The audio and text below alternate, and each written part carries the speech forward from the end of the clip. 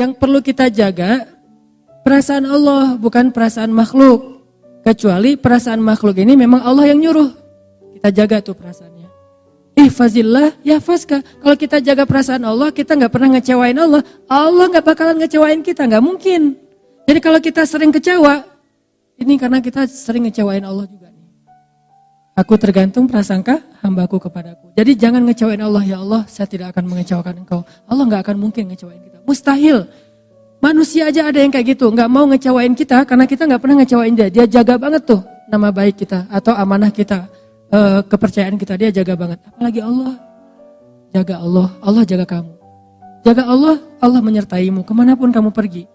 Kalau ada manusia pengen menjatuhkan kamu gak akan jatuh kecuali dengan izin Allah. Ada manusia yang pengen mengangkat kamu tidak akan menjadi terangkat, menjadi lebih mulia, kecuali dengan seizin Allah. Jadi kalau kita kadang-kadang ada cemburu, dan itu manusiawi, sifat dasar kita. Cemburu ngelihat ada orang lain yang mungkin kayak lebih diapresiasi dari kita. Nah caranya jangan menghalangi dia, jangan ngejelek-jelekin dia, malah makin jelek kitanya. Jangan juga memamerkan kebaikan kita. Caranya gimana? Ya udah, caper aja ke Allah yang maha meninggikan derajat hamba-hambanya. Lakuin lagi kebaikan yang banyak. Gak apa-apa manusia gak tahu. Makin manusia gak tahu, makin Allah senang tuh. Akhirnya Allah angkat. Dan itulah yang terjadi kepada Luqman. Itu yang terjadi kepada Uwais. Itu yang terjadi kepada hamba-hamba yang tidak dikenal namanya. Di pelajaran pertama dari Luqman, belajar ikhlas. Orang ikhlas tuh gak akan rugi. Kalau kita berpikir, gara-gara saya ikhlas gak ada yang tahu, saya jadi kayak gini nih. Enggak. Karena Allah maha tahu. Kecuali kita berdagangnya bukan dengan Allah, transaksinya dengan manusia. Tapi bukan berarti ketika seseorang mensyiarkan satu kebaikan itu dia gak ikhlas ya. Ini bukan untuk menjudge orang lain. Lagi-lagi taklim saya selalu ada catatan, kita belajar untuk memperbaiki diri. Bukan belajar untuk memperbaiki orang lain. Sehingga ketika kita mendapatkan satu ilmu, jangan pakai untuk jadi kaca pembesar, pakai untuk jadi cermin. Jangan pernah mengambil ilmu dari satu taklim untuk jadi kaca pembesar, melihat kekurangan orang lain. Tapi jadikan itu cermin untuk melihat kekurangan diri kita. Kalau ada orang lain yang mentampakkan satu amal solih, kita husnuzon. Oh berarti niat dia pengen syiar. Sehingga dengan syiar ada yang niru, akhirnya dia dapat pahala dari orang yang meniru, kan gitu kan ya. Tapi kalau tinggal kita yang paling tahu isi hati kita. Kalau riya, kita istighfar. Kalau syiar, kita lanjutkan. Kita hanya perlu introspeksi diri. Ini riya apa syiar ya? Ini karena Allah atau karena manusia? Kita lebih tahu. Tapi kalau orang lain, iltamis li akhika alfa uzrin. Carilah untuk saudaramu 1000 alasan yang baik. Oh mungkin. Kayak misalnya terakhir dalam 2 tahun terakhir, walaupun bukan cuma satu orang, ini salah satunya nih, Muzammil mensyiarkan tilawah Al-Quran, diposting di Instagram. Tilawah Al-Quran itu santai, bisa tilawah sambil main, sambil ngapain, termasuk lagi sholat gitu ya, dengan pakaian yang biasa aja, terus anak ITB. Syiar nih, akhirnya alhamdulillah banyak juga anak-anak SMA lagi istirahat di sekolahnya, baca Quran, posting juga. Sampai terakhir ada siapa tuh yang gimbal ya, baca Quran gimbal, anaknya kayak reggae banget lah, anak reggae tapi tilawahnya keren gitu kan ya. Ini berkembang terus nih trennya. Berarti kalau niat Muzammil dulu adalah syiar, man sanna sunnatan hasanah, siapa yang mencontohkan suatu contoh yang baik, maka dia dapat pahala dari orang yang mencontohinya tanpa mengurangi pahala mereka. Sebaliknya juga, dulu mungkin kita ngelakuin satu keburukan ditiru oleh orang lain. Berarti kita juga mendapatkan dosa dari orang yang meniru tanpa mengurangi dosa mereka. Na'udzubillahi min dzalik. Jadi gak menjudge orang lain. Cuman untuk diri kita harus hati-hati. Kadang-kadang awalnya sih syiar, tapi lama-lama syiar plus riya. Kayak mau ngaji pas ngaji di rumah biasa-biasa aja. Pas ngaji di halte dibagus-bagusin. Kenapa? Biar jadi syiar kan. Mudah-mudahan gara-gara saya ngaji di halte keluarin Quran. Padahal nggak pakai Quran juga, pakai HP juga bisa kan. Tapi kalau HP kan nggak ketahuan lagi ngaji. Bisa aja lagi chat gitu. Sengaja dia HP ada sih aplikasi mushaf tapi dia keluarin Quran ngaji gitu. Niat awalnya syiar. biar ditiru sama yang lain.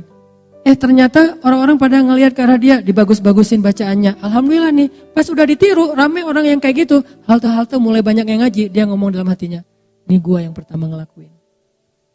Tuh kan? Ini nih, ujiannya di situ. Bukan gara-gara itu kita jadi nggak bersyiar. Itu godaan setan juga tuh. Lo nggak usah beramal soleh daripada riya. Itu setan gitu juga tuh. Lo mending kalau ngaji biasa-biasa aja deh daripada ntar dibilang suaranya bagus. Oh iya ya, ya udah. Bismillahirrahmanirrahim. Alhamdulillahirabbil alamin. Ustaz, kenapa ngajinya gitu? Takut riya. Gak gitu-gitu amat sih. Itu juga jebakan setan. Udah ngajinya biasa-biasa aja. Ada yang ngajinya bagus. Kayak dia doang yang bisa ngaji bagus. Gue sebetulnya bisa, tapi gue mah ikhlas. Riya juga kan ya. Sama aja sebetulnya. Makanya islahul qulub, tazkiyatun nufus, perbaiki hati kita. Mungkin pembahasan tentang Luqman ini akan kita coba bahas dalam beberapa pertemuan ke depan. Malam ini kita coba fokus dulu dari sisi sosok Luqmanul Hakim yang sangat sederhana, yang bahkan bisa dibilang orang yang khafi. Jadi di antara hamba yang Allah sayang banget, spesial banget di sisi Allah itu taqi, khafi, terus apa lagi gitu. Salah satunya khafi. Khafi itu artinya dia itu nggak mau terkenal. Walaupun terkenal itu bukan sesuatu yang negatif. Karena banyak juga sahabat justru karena ketenarannya maka efek kebaikannya lebih viral. Tapi ada orang yang memang memilih nggak mau terkenal. Kalau sahabat Nabi yang kayak gini siapa? Nanti teman-teman bisa cari cerita tentang dia. Abu Dzar Al-Ghifari. Abu Dzar tuh gitu banget tuh. Gak mau dia sama sekali tuh orangnya tuh gak mau kalau dipuji atau terlihat agak sedikit menikmati dunia itu gak mau banget. Padahal menikmati dunia itu gak dilarang dalam agama. Tapi dia memilih jalannya sendiri yang memang pengen khafi banget, pengen uzlah, pengen menyendiri gitu. Itulah Luqman. Dia nggak menjadi orang yang tampil, tetapi Allah Subhanahu Wa Taala Maha Tahu. Makanya bukan berarti kita nggak boleh tampil sama sekali, nggak. Kadang seorang mukmin harus menampilkan kebaikan agamanya supaya orang-orang menghargai agama Allah. Kayak Utsman bin Affan. Utsman itu kan orangnya menampilkan ya satu yang baik-baik dari agama, kayak penampilan menariknya. Dia pakai jubah yang khas gitu milik Utsman. Gak mungkin ketukar sama yang lain karena gak standar jubahnya. Sendalnya tuh pasti bukan sendal jepit. Pasti sendalnya itu sibetiyah, bukan na'al. Kalau na'al semua sahabat pakai na'al. Tapi kalau yang sibetiyah cuma beberapa orang yang pakai sendal dengan merek sibetiyah. Nah itu salah satunya Utsman. Sehingga kalau Utsman jalan, orang-orang pada ngelihat, wah penampilan Utsman. Terus pas Utsman ketemu Nabi memperlakukan Utsman beda sama sahabat yang lainnya. Ketemu sahabat lain Nabi biasa-biasa aja, bajunya nggak terlalu rapi, nggak apa-apa. Tapi giliran yang datang Utsman, Nabi rapi-rapi langsung, udah rapi baru Utsman boleh masuk. Jadi boleh terkenal, boleh tampil, boleh syiar, tapi kita lagi bukan belajar tentang bab itu. Kita lagi belajar bab, kadang memang ada kondisi yang kita harus menahan diri walaupun nggak diketahui orang. Ada kondisi di mana kita lagi belajar ikhlas, bukan belajar syiar. Syiar itu gampang. Malah kalau kita udah terlatih dengan ikhlas, kita syiar itu lebih keren lagi. Tapi kalau belum terlatih dengan ikhlas, syiar itu bisa jadi jebakan buat diri kita sendiri. Makanya ngomongin syiar itu gampang, semua orang bisa ngelakuin. Tapi ikhlas dalam syiar ini susah banget nih, luar biasa. Kadang-kadang kan keikhlasan kita itu bukan di awal rusaknya, tapi di tengah atau di akhir. Di awal kita tuh udah ikhlas banget. Di tengah ada masalah sama teman-teman kita, mulai kecewa. Tahu gini saya nggak akan ikut, tahu gini saya nggak akan bantu, tahu gini, kan mulai terganggu nih keikhlasan kita di tengah. Atau kadang-kadang nggak di tengah, di akhir. Pas udah beres, udah selesai semuanya, udah sukses acaranya, ternyata ada teman-teman yang mungkin qadarullah dengan takdir Allah dia muncul di media. Mungkin dia dipuji-puji sama teman-teman yang lain. Tiba-tiba dia dapat jabatan jadikan sebagai calon ketua organisasi. Nah kita yang habis-habisan gak ada yang menghargai. Di situ mulai jadi godaan buat kita riya. Kalian tahu gak acara ini siapa di baliknya? Mulai kepancing. Atau ada yang ngecewain kita nih. Kita udah ngelakuin satu kebaikan, ikhlas banget nih awalnya. Saya bantu dia karena Allah di awal. Di tengah, gak apa-apa. Ternyata yang kita bantu itu gak selesai urusannya. Kita tambahin bantuannya, gak apa-apa karena Allah. Di tengah masih ikhlas. Di akhir masih ikhlas. Alhamdulillah dia udah sukses sekarang. Kita ikhlas, gak mau nyebut-nyebut kepada siapapun. Tapi setelah beberapa tahun, kita suatu saat butuh dia. Pas kita butuh dia gak mau bantu kita. Padahal dia bisa membantu kita waktu itu. Mulailah keikhlasan kita terganggu. Mulai kepancing nih. Kayaknya dia lupa ya. Siapa dulu yang membantu dia awal-awal ketika baru merantau. Ketika dia masih kuliah. Semuanya saya biayai keluar satu-satu. Semua yang disebutin itu gugur pahalanya di sisi Allah. Jadi keikhlasannya gak keganggu di awal, gak di tengah, gak di akhir. Tapi sometime, suatu saat nanti entah kapan-kapan gitu. Bisa aja setelah bertahun-tahun baru keganggu keikhlasannya. Habislah pahala yang selama ini udah kecatat di tabungan amal kita hilang lagi tiba-tiba. Dihack sama riya. Ini yang terjadi. Luqmanul Hakim istimewanya di bab itu teman-teman. Dia gak istimewa di bagian ilmu yang banyak, enggak. Dia gak istimewa dari fisiknya yang kuat. Malah dia orangnya pendek, kulit hitam dari Ethiopia. Kampungnya Bilal bin Rabah. Ada Bilal, ada Wahsy, ada Luqman, ada An-Najasyi, itu orang-orang Ethiopia. Orang hitam, pendek, budak pula yang diperjualbelikan. Dan ketika dia jadi budak, bukan budak kan, budak itu punya banyak kerjaan nih. Ada budak yang memang dibeli untuk jadi tentara bayaran, berarti badannya bagus, tangguh nih. Kalau Luqman, dia budak yang kerjanya ngapain? Kerjanya ada yang bilang najjar. Kerjanya itu bantu-bantu tuannya untuk bikin kayak meja tukang kayu lah. Tapi ada juga ulama yang bilang dia bukan najjar, dia itu yang jagain ternak kayak siapa tadi? Wise. Berarti kan secara fisik nggak banget nih, nggak good looking gitu. Tetapi karena dia punya keikhlasan, itulah keistimewaannya. Jadi benar hadis Nabi, sesungguhnya Allah tidak melihat kepada fisik kalian. Allah tidak melihat kepada harta kalian. Allah tidak melihat kepada status atau pekerjaan kalian. Allah melihat kepada hati kalian. Kalau kita pengen jadi hamba yang istimewa, milikilah hati yang istimewa. Tidak masalah punya fisik yang istimewa, kita latih, kita rawat. Punya harta yang istimewa, berlimpah. Punya pekerjaan dan status sosial yang istimewa, kerjaannya keren, menghasilkan uang yang banyak. Gak apa-apa, tapi itu semuanya jadi tidak bernilai kalau hatinya gak istimewa. Sebaliknya, fisiknya biasa-biasa aja, hartanya malah kurang, apalagi malah bukan pas-pasan, malah kurang. Terus status sosialnya cuma budak, kalau hatinya istimewa, Allah angkat tuh. Jadi yang kita coba pelajari, gimana punya hati yang istimewa. Hati yang istimewa itu kalau beramal ikhlas, kalau ke manusia itu pemaaf, kalau ke manusia itu rahmah, kasihan, gampang kasihan sama orang lain. Kasihan ya. Kalau orang sering kayak gitu tuh, hatinya mulai istimewa. Jangan bilang, lu kok lemah banget sih, gampang kasihan, gampang maafin, jadi orang gak punya prinsip. Enggak, dia orang yang istimewa justru.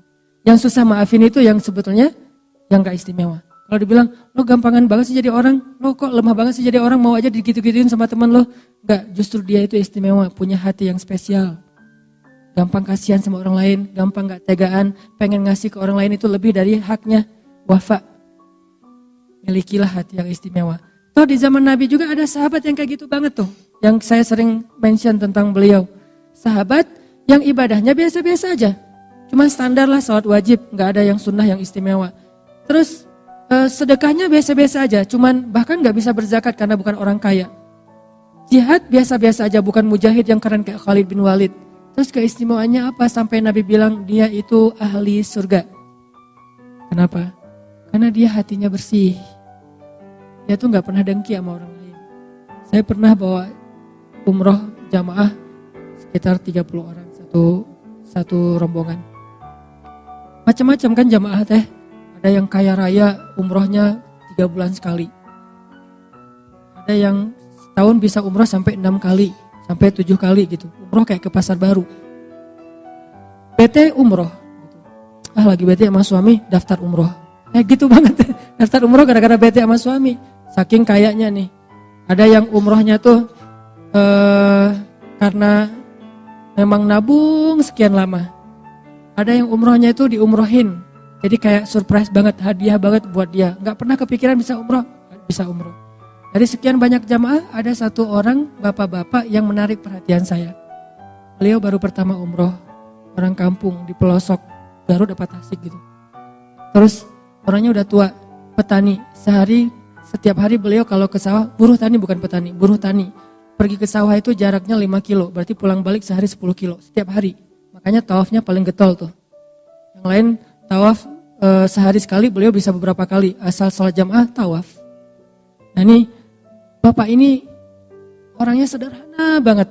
Bukan orang yang mungkin secara educatednya orang-orang yang berpendidikan tinggi, orang-orang di kota, enggak, orang kampung. Yang mungkin cuma lulus SMP atau SD gitu.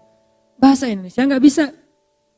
Bahasa Sundanya halus. Kalau bahasa Sunda main mungkin saya masih ngerti nih.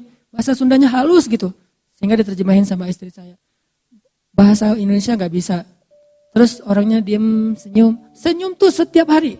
Ini orang yang paling sering senyum yang saya lihat. Sampai wajahnya tuh jadi, bentuk wajahnya tuh jadi senyum. Saking rajin senyum kan ya. Kan ada orang yang bentuk wajahnya cemberut, mungkin sering cemberut. Ada orang yang wajahnya emang dia senyum. Dia gak senyum juga udah senyum gitu teh. Saking sering senyum kebentuk kan, kayak kita ngelatih otot kita kan kebentuk. Mungkin otot-otot ini gak tahu ya secara ilmiah. Menurut saya nih, otot wajah itu terbentuk oleh gimana ekspresi wajah kita yang paling sering kan. Kalau kita sering senyum, ototnya pasti keangkat dikit. Jadi kalau mau ngangkat ini, jangan pakai alat-alat atau treatment itu. Senyum aja keangkat dikit deh. Pasti tuh, ada yang pengen ini angkat dikit, jangan disuntik, senyum. Insya Allah keangkat tuh, dia memang wajahnya senyum, asal ketemu dia. Jadi kita yang lagi capek kan mengurus jamaah umrah tuh lumayan tuh ya. Apalagi haji itu lelah, pas datang ke ruang makan ada beliau lagi makan gitu, senyum, langsung hilang lelahnya. Ini luar biasa nih, hampir seperti melihat pasangan, hampir ya, nggak sama. Kalau sama bahaya nanti saya di demo. Hampir seperti melihat pasangan, memang melihat pasangan beda sih istimewa. Ini hampir gitu. Kalau belum yang pernah ngerasain ngeliat pasangan, lihat dia aja cukup lah. Senyum, langsung, Pak gimana Pak? Ngobrol, Alhamdulillah gitu. Dia tawaf sehari beberapa kali nggak pernah ngomong. Kalau yang lain-lain kan pulang, Alhamdulillah cium Hajar Aswad. Dia udah berapa kali cium Hajar Aswad, diam-diam aja. Dan ada orang yang dapat, nih kamar dia tuh berempat, ambil yang kuat, 4 orang satu kamar. Dia dikasih yang bed tambahan. Jadi bukan bed yang udah ada di kamar, jadi dia dikasih extra bed gitu yang bednya lebih kecil, terus pair gitu, bukan dia pair gitu yang nggak enak badannya, tapi dia nggak pernah, padahal dia bayarnya sama, dia bayar dari tabungan dia sekian lama, bayarnya sama tapi nggak pernah komplain, nggak pernah ngeluh. Wah ini orang ridho banget, tawadu banget, qanaah banget, dan hatinya bersih. Pas terakhir saya ngelihat dia happy aja terus.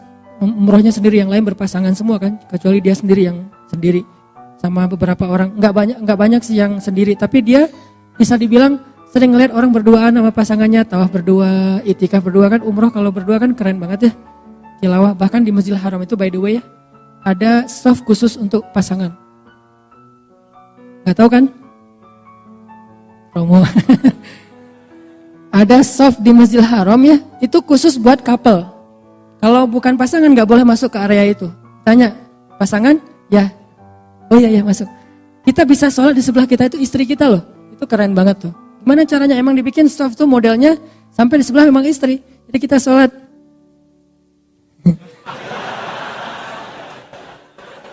Enggak. Gak boleh gitu ya. Tapi kadang-kadang gitu juga sih. Ada yang kayak gitu, dia mah umroh sendiri, tawaf sendiri, makan sendiri, ke kamar kadang-kadang karena emang dia orang kampung banget, kan satu kamar tuh dikasih kunci cuma 2, kunci kamar, dia gak bawa kunci. Sering dia pulang ke kamar, temannya baru pergi, datang-datang tah jam berapa, dia nungguin aja sendiri, gak pernah marah sama temannya. Pas datang, Pak udah lama, lumayan kata dia, gitu senyum. Datang-datang tidur, berarti lelah banget tuh nungguin sampai masuk ke dalam kamar langsung tidur. Luar biasa nih orang, pas udah selesai umroh saya tanya ke dia, Pak, rahasianya kok bisa nyaman kayak bapak nih, kayaknya anteng gak ada masalah dalam hidup. Ya terima aja apa yang Allah kasih, gitu doang. Ridho, ini hal yang paling berharga yang saya belajar dari dia. Ridho, apapun yang Allah kasih, yang terjadi dalam hidup kita hari ini itu pemberian Allah, terima aja lah. Kalau kita terima pasti bahagia. Karena kalau kita gak terima dikasih sebanyak apapun gak bahagia, sesederhana itu. Ini yang panjang ngomongan saya nih, dia cuma segitu doang. Terima aja apa yang Allah kasih. Segitu. Saya panjangin jadi teridolah apalah, jadi teori lah ya. Saya yang menteorikan itu, nggak bisa kayak gitu. Beliau sederhana tapi bisa. Nah, ada orang yang istimewanya bukan fisik, bukan harta, bukan status sosial, istimewanya hati. Itulah Luqmanul Hakim. Mudah-mudahan kita diberikan hati seperti itu, sehingga Allah Subhanahu Wa Taala mencintai kita karena melihat hati kita yang insya Allah tidak pernah dengki kepada orang lain.